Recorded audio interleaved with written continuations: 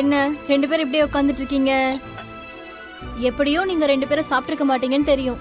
நான் வீட்ல இருந்து சாப்பாடு கொண்டு வந்திருக்கேன், வாங்க சாப்பிடலாம். தீபா போய் தட்டு எடுத்துட்டு வா போ.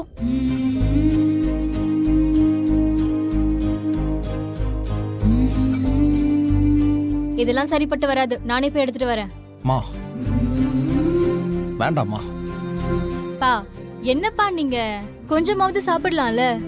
எவ்வளவு நேரம் தான் நீங்க ரெண்டு பேரும் இப்படியே இருக்க போறீங்க? இல்லம்மா, எனக்கு மனசு சரியில்லை. இப்ப எதுவும் வேணாம்மா.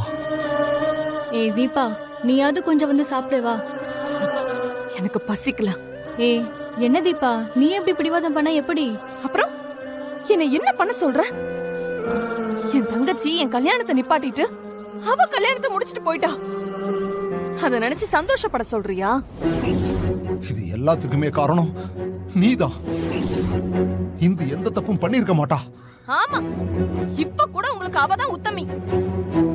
இவ்ளோ நடந்தும் உங்களால எப்படி அவளுக்கு சப்போர்ட் பண்ண முடியுது? அவ சுயநலமா அவளோட வாழ்க்கையை மட்டும் கணக்கு போட்டு நல்லா பணக்கார வீடா பார்த்து கல்யாணம் பண்ணிட்டு போயிட்டா. அக்கான்னு ஒரு பாசம் இருந்துச்சுன்னா அவ இப்படி பண்ணிருப்பாளா? அவளால இப்போ ஏன் வாழ்க்கை தானே நாசமா போச்சு. கல்யாணம் நிக்கிறதுக்கெல்லாம் அதுக்கு நீதான் காரணம். எத்தனையோ பொய்ய சொல்லி எங்களை ஏமாத்தி ரகசியத்துக்கு மேல ரகசியமா வச்சிருக்க நீ. இந்த வீட்டோட பத்திரத்தை கூட எங்கிட்ட அடகு வைக்கிறதா சொல்லி வாங்கிட்டு போய் விக்கிறதுக்கு பவர் எழுதி கொடுத்துட்டு வந்திருக்க.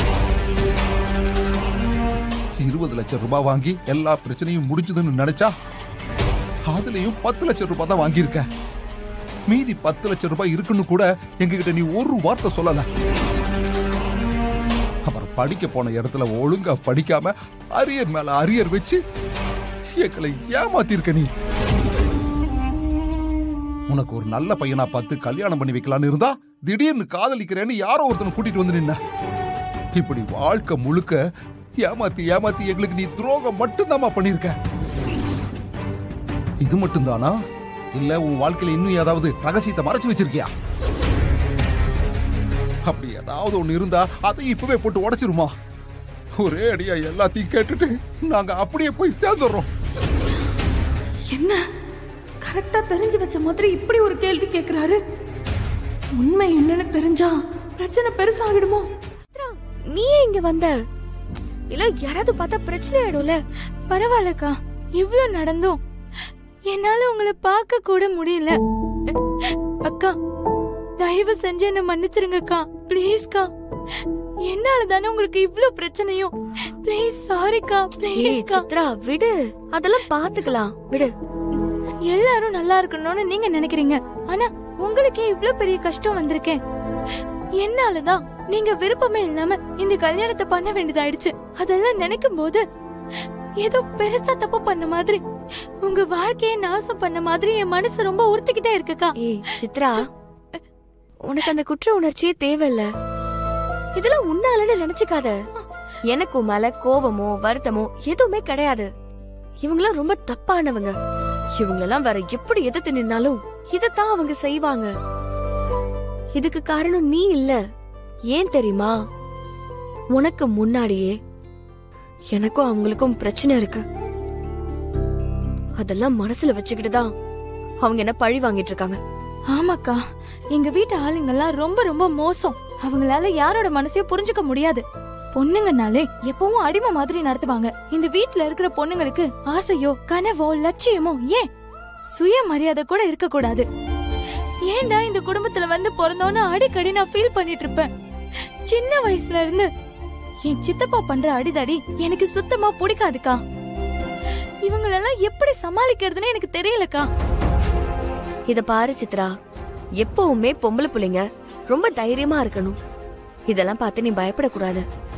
என்ன எதிர்ப்பு வந்தாலும் நம்ம அது எல்லாத்தையுமே சமாளிச்சு முன்னேறணும். இப்ப நீ படிக்க வேண்டிய வயசு. தேவையில்லாம இதெல்லாம் போட்டு மனசுல குழப்பிக்காத. எங்கக்கா, காலேஜ்ல சேர்றதுக்கு அட்மிஷன் லெட்டர் வந்துச்சு. ஆனா என் வீட்ல என்னை வெளியே கூட விட மாட்டாங்க. இதுல நான் எங்கக்கா படிக்கிறது? என்னை எக்ஸாம் எழுத கூட்டிட்டு போன உங்களுக்கே இவ்ளோ பெரிய தண்டனை கொடுத்திருக்காங்க. சித்ரா, நீ இதுக்கெல்லாம் சோர்ந்து போயிடக்கூடாது. பொம்பளை புள்ளைக்கு படிப்பு தான் அடையாளமே. அந்த படிப்பு இல்லாததாலதான் இன்னைக்கு பல பொண்ணுங்க ஆம்பளைங்களை சார்ந்து இருக்காங்க. அதனால எவ்வளவு பிரச்சனை வந்தாலும் நீ படிப்பை மட்டும் விட்டுறக்கூடாது. அக்கா, எனக்கு படிக்கணும்னு கனவெல்லாம் இருக்குக்கா. நீ என்ன படிக்கணும்னு ஆசைப்படுற? நான் பெரிய ஐஏஎஸ் அதிகாரி ஆகணும்னு ஆசைப்படுறேன். அந்த அதிகாரத்துக்கு வந்து ஏன் வீட்ல நடக்கிற தப்பு மட்டும் இல்ல, இந்த உலகத்துல எங்க தப்பு நடந்தாலும் அதை எதிர்த்து குரல் கொடுக்கணும்னு எனக்கு ரொம்ப ரொம்ப ஆசைக்கா. ஒன்னும் கவலைப்படாத, எல்லாம் நல்லபடியா நடக்கும். ஆனா ஒண்ணு, உன் நம்பிக்கை மட்டும் கைவிட்டுறாத. சரி, நான் கிளம்பட்டுமா?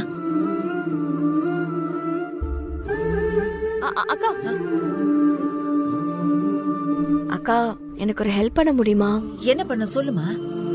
நான் எங்க அப்பா கிட்ட பேசணும். என் போன்ல சார்ஜ் இல்லாம போயிடுச்சு. இங்க சார்ஜர் வர எங்க இருக்குன்னு தெரியல. உங்க சார்ஜரை மட்டும் கொண்டு வந்து கொடுக்க முடியுமா? கண்டிப்பா கொண்டு வரேன். அப்ப நான் கிளம்பட்டுமா?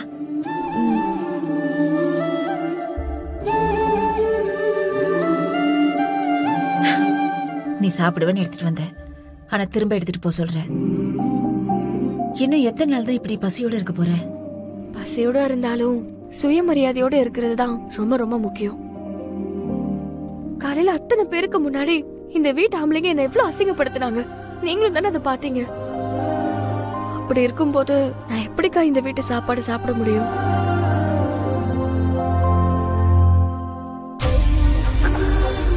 சரி இந்து, நான் உனக்கு சார்ஜர் எடுத்துட்டு வந்து கொடுக்குறேன்னு. சரிங்கக்கா.